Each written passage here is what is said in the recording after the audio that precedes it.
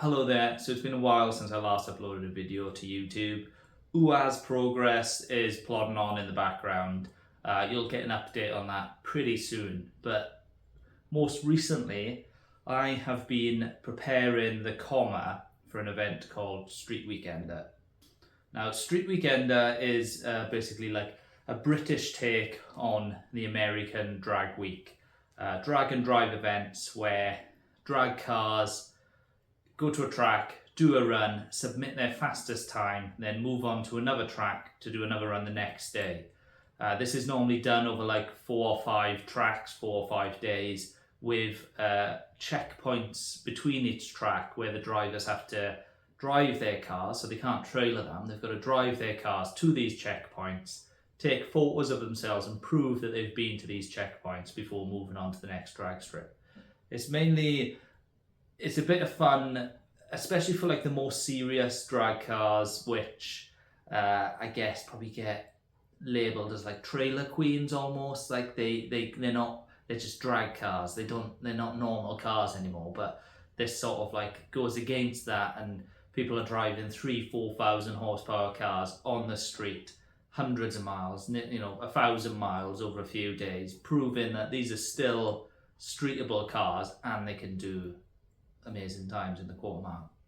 So the UK version was between Santa Pod, Melbourne Raceway, and then back to Santa Pod for the 3rd day.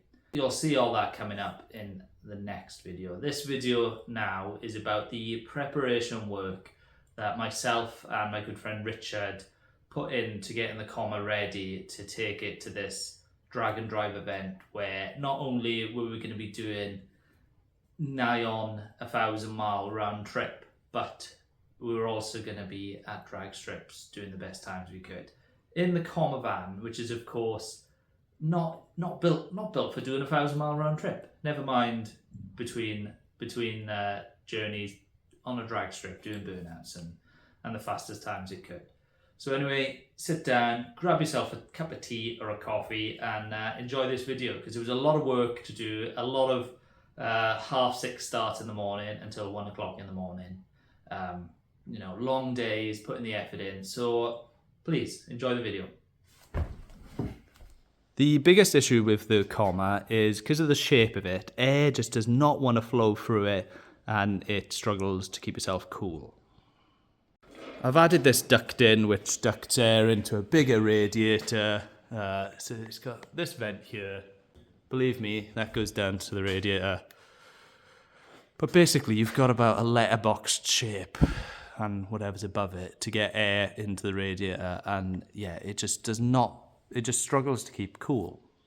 People with other commas have said you're gonna have to add an additional radiator. I cannot keep this thing cool. Once I get onto the motorway, it tells me it's overheating. It's only running about 100 degrees. It never boils over, but the pump just can't keep it cool. The fan and the pump can't keep it cool, and I think the issue is, and other people have said it, I think due to the shape of the van, like the bow wave of air on the van, I don't think any air goes through here. I don't think you get any airflow through it. I could try and battle that with like big ducts and stuff, but what I'm gonna do is fit an additional radiator with 2 extra fans. It's gonna be mounted under here behind all this rust and fiberglass. It's gonna be mounted parallel to the floor. I might put a little scoop on it, and it's gonna be plumbed into the standard radiator and help out there. So that's one thing I've got to do, additional engine cooling. Another potential issue I had is intercooling. Due to the design of the van with a small nose area, you can't just put a front mount intercooler on it and call it a day. There is no room for it. So the intercooler's got to go in a compromised place. On this, it was just ahead of that fan. It was sat beside the bell housing. It wouldn't have seen any airflow except for the small fan, which was that one there, which was stuck to the back of it, drawing air through it. It was pretty terrible. This is off a Golf Mark IV. I've cut about and made it how I need it. I was going to fit a charge cooler in the position where the intercooler was, and basically run a radiator for that charge cooler. But then I was thinking, that radiator is going to have to go out of the airflow. It's going to have fans on it to draw air through it. why don't I just stick to an intercooler, go bigger, and draw air through that instead? It's the same problem, but several £100 cheaper. So this is my solution. A gigantic intercooler, easily 4 times the size, at least, of what was on there. And it's nice and chunky. I've got this fan already kicking around, but I've got another one on its way. I think these are 9-inch fans, maybe 10. And they're going to go on the back, and they're going to blow air upwards, I think, draw air upwards from the road. So to fit them fans onto the back of that intercooler, I am going to make a fan holder on the extreme plasma table.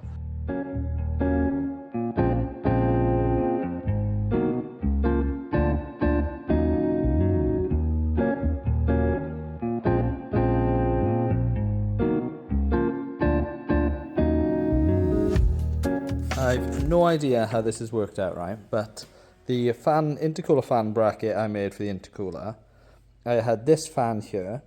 I measured off it to make the bracket. Then I ordered a fan. The new fan has turned up. It is an inch smaller than the fan I originally had. So I'm like, absolutely bloody brilliant ad. You've measured it the wrong point, or you've cocked up. You're going to have to buy another fan, bigger. But the new fan fits in the holes, right? And the old fan, the one I actually measured off, doesn't. I'm actually looking around on the floor trying to see if I've got an additional fan here, and I've measured the wrong one and just picked this up by accident. But I have no idea how that's happened. Measured that fan, measured this fan here that does not fit, ordered the wrong size, it does fit. They're both going on anyway. Right, I'm going to try something a little bit different this time. Normally what I do is run like a bolt upwards, so it's like a stud essentially, and I'll thread the metal even though it's only 2mm thick, just so the bolt stays in place.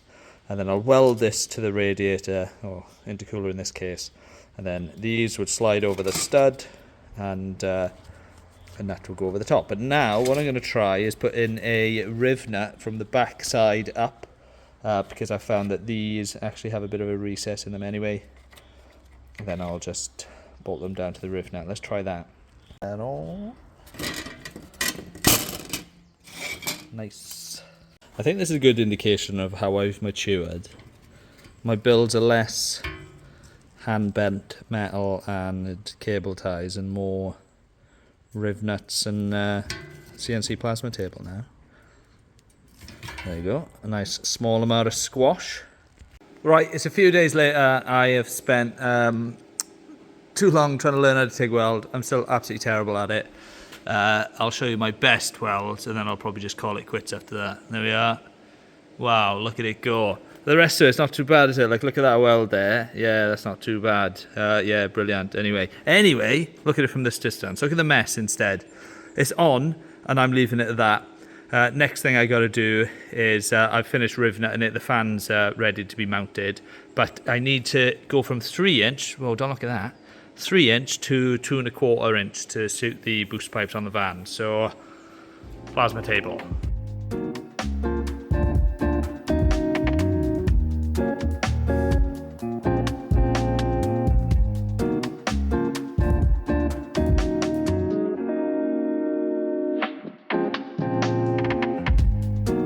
Right, that went quite smoothly. I think some of these welds would pass off as something you'd get on a £50 eBay radiator or intercooler.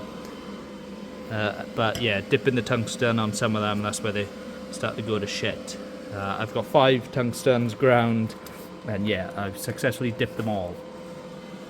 Did go over this weld quickly, but ended up dipping the tungsten again. I'm just wasting electrodes, gas and effort. So the rest of them, they're staying like that. Now time to fire up the plasma table and make some brackets to mount it to the van. Brilliant news, Richard's here. Hopefully the list of jobs will quickly disappear. Alright, the intercooler is in place. Made some brackets on the plasma table.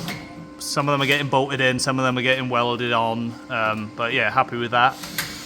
Because this is the boost pipe out the turbo, and then that's the boost pipe into the inlet manifold. So just have to make up the pipes to suit now. Third bracket for the intercooler getting cut right now. the plasma cutter is playing up. It's sometimes failing to reignite, which is a problem. But it's playing ball right now. Right, we just need some more 3mm to feed the plasma table. I stacked it on top of the pallet rack in the other day, and of course it's underneath the 8mm, plus all the vehicles are in the way.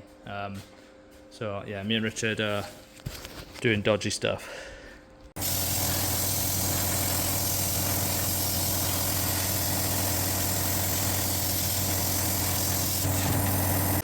Check it out, the final intercooler bracket. It was going to end up like a big A shape, so we thought we'd have to do something entertaining in here. I think that came out alright.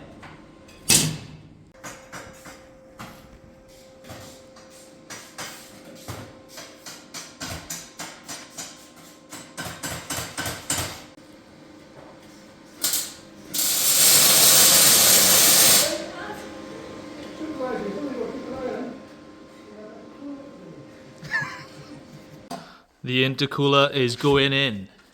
Just run some wires from the fans so we can wire it in once it's mounted. Yeah, looking good.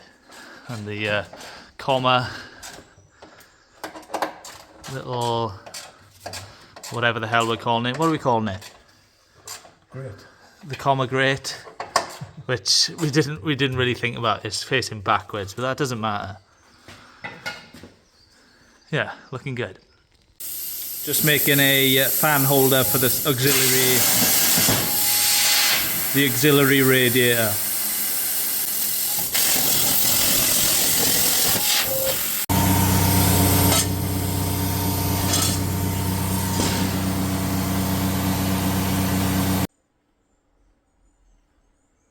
How are you making that?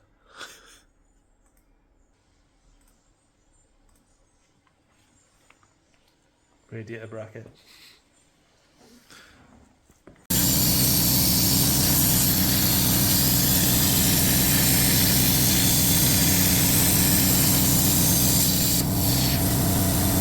Right, just hammered this around a bit so it's a bit more droopy, and gonna offer it up into place and then put a weld on it.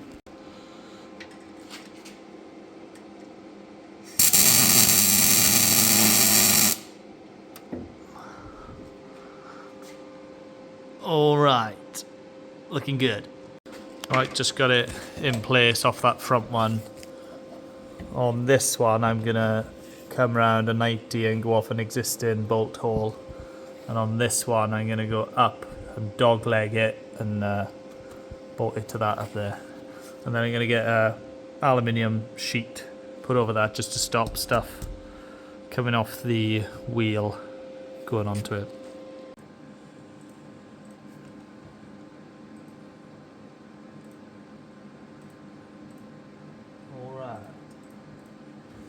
Right, Richard is manhandling a bracket for mounting this additional radiator. So the idea is that's got two fans. They're going to draw down this nose area. Air that goes in through there and through here can go over the top of that radiator, get drawn out. Two fans on it. These were two outlets which I made for a heater ages ago, but didn't end up using them because the heater matrix in the van leaks. So now there's going to be an auxiliary pump pumping fluid into this fan. I think I'll just run that motor constantly when the engine's running, and then I think I'll hook the fans up to this fan so they only come on when the main fan comes on, and hopefully that will offer a lot more cooling. So in addition to additional engine cooling, additional intercooling, I am going to be doing additional oil cooling for the transmission. So the setup I had previously was this horrible cheap oil cooler, which is pissing oil on me. So again, that was mounted under the floor, no additional oil airflow. Yeah, I know, a bit of a compromised setup, but I was basically thinking it's additional surface area to dissipate heat, so it's got to do something. But this van, noticeably, if you're a bit naughty and you thrash it from cold, noticeably quicker. That gearbox is just so much better when it's cold. So I'm going to have a bigger oil cooler and I'm going to have a fan on it blowing air through it. Yes, the gearbox is still a letdown. The plan is to go to an 8 HP 70, which is on the shelf over there. I've started making the bell housing adapter for it. It's going to go on. I've got a turbo Lamic controller for it. That's all in the pipe work, but unfortunately, there's a lot of pipe works going on. So it'll be here one day in the future, but for now, I'm sticking with the 4-speed auto, which is the MX-5 with a Commodore manualized valve body. That's what I've got, and that's what I'm going to work with. I'm on with fitting this transmission cooler. This is going to go about there, and yeah, the cooler lines on the side of the box here. So I'm just going to do a plasma cut steel bracket, which allows me to fit a fan as well.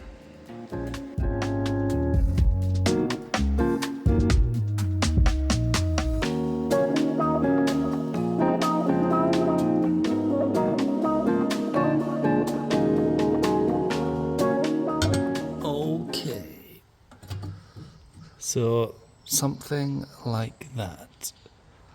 The oil cooler is in place. This didn't go exactly where I thought it would. The idea was this would be flush with the gearbox mount, but not possible due to that fitting on the oil cooler. But oh well, it does the trick. Another little comma there. Fan in position. So this one is going to pass air from the center out because the exhaust is going to be here, so I don't want it drawing air that way. Just making up some AN hoses now, nice and easy. But yep, going on. So this van has switchable boost, so it has a low boost setting of wastegate pressure, and it has a high boost setting APC, solenoid control pressure. The low boost wastegate pressure is 0.45 bar, and high boost is about 1.2 bar. On the dyno, it made low boost absolutely no issue and made 185 horsepower, which is what I was expecting. On high boost, it only made 0.8 bar, not the requested 1.2. There's a theory that you don't really want to be trying to request more than double your wastegate pressure because you just won't make it. So for that reason, I am now swapping out the standard eBay cheapy wastegate actuator for a Mamba actuator with a 0.8 bar spring. So the idea is run 0.8 bar on low boost, so that should be nearly 200 horsepower now. And on high boost, I will request about 1.2, maybe a little bit more. Morning, it's another day working on the comma, getting it ready for Street Weekender. Today I'm doing multiple jobs, but the first one is boost pipes for the intercooler. There's a boost pipe that comes off the turbo, runs down the back of the engine.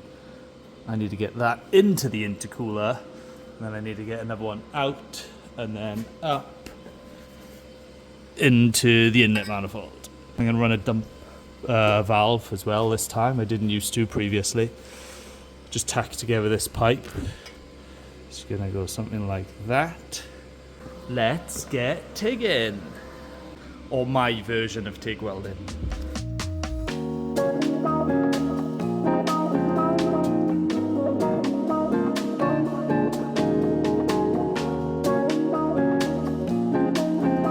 All right, that's it in position. But yeah, that's one pipe done. Now on to the next one. On this one, I want to add a dump valve as well. So yeah, let's get on with it. Happy with this. The second one's just tacked in position for now. Dump valve on the front. I wanted to get it quite close to the inlet manifold because I've got to run a pipe to it. It's out of the wheel arch area, so that's fine.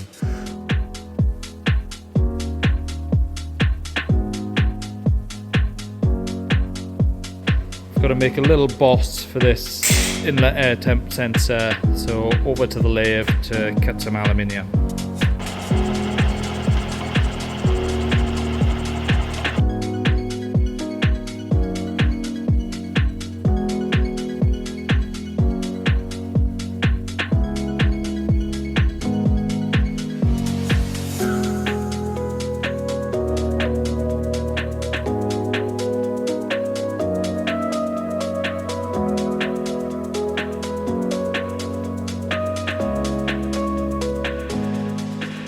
Okay, that's welded in. It was a bit of a pain because actually the boss itself melted quicker than the pipe, which I wasn't expecting. Anyway, looks like crap, but it's on. Let's bolt these pipes up and see what they all look like. I'm gonna make a bracket on the plasma table to go from these two pre-existing bolt holes on the bell housing to this boost pipe.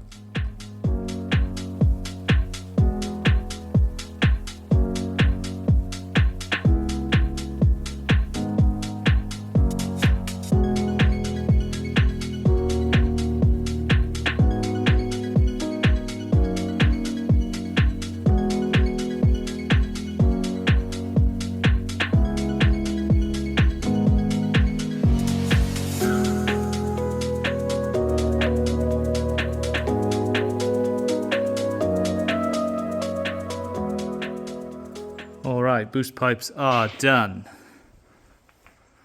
Happy with that. There's that bracket I've just been making. For that reason, because this one's hard mounted and this one's rubber, you know, flexi straight up there, I basically wanted to add in more rubber there because obviously the intercooler doesn't move, but the engine does. Any movement that flexi should take out. So yeah, happy with how it all came out. Obviously my welds aren't the best, but it's looking good. And hopefully with the fans running, it'll make a hell of an improvement. Just done a quick redesign of the turbo oil drain. The flange I had wasn't actually the correct one. I just elongated the holes and it never sealed properly. Plus the pipe that came off it was at ever so slightly the wrong angle. And yeah, it always used to leak. So yeah, I've cut this out on the CNC plasma table, and then I attacked it to a piece of round steel in the lathe, spun it up and put a recess in it. So there's a copper washer and it sits just proud, and the pipe is at a better angle. Also, the pipe now sits inside the block, whereas before the last little bit was done with a rubber coupler. Now the rubber coupler is just sealing an air gap now because this is inside the sump. Let's give it a go.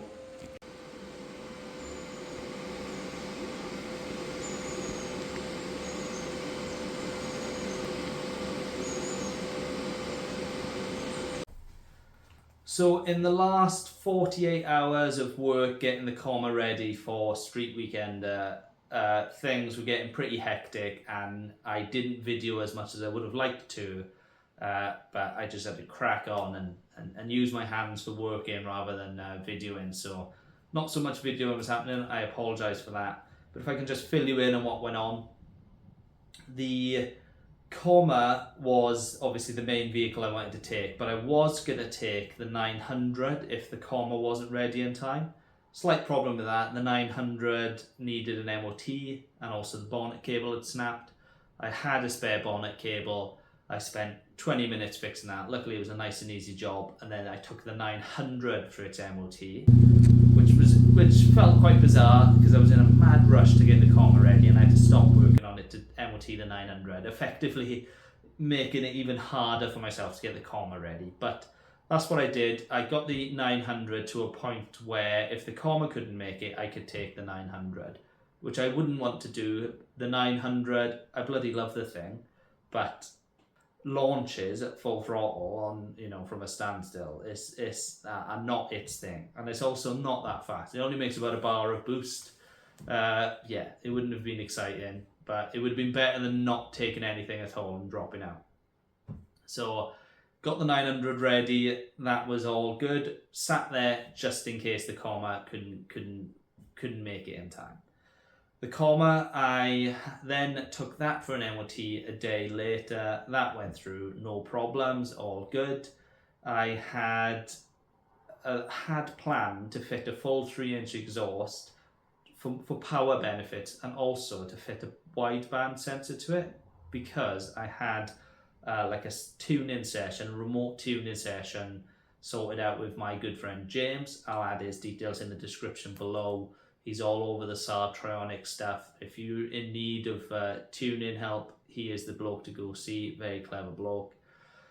the van basically had a full boost misfire for as long as I can remember. It gets pretty convoluted because the van is not straightforward. I've built it. It's a million different parts which don't go together. When there is a problem then, you don't know what is exactly causing it.